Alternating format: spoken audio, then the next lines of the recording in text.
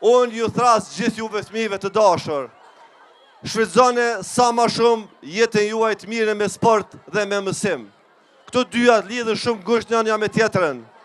Sporti ju ndihmon të keni trurin më të përqendruar në mësimet e juaja.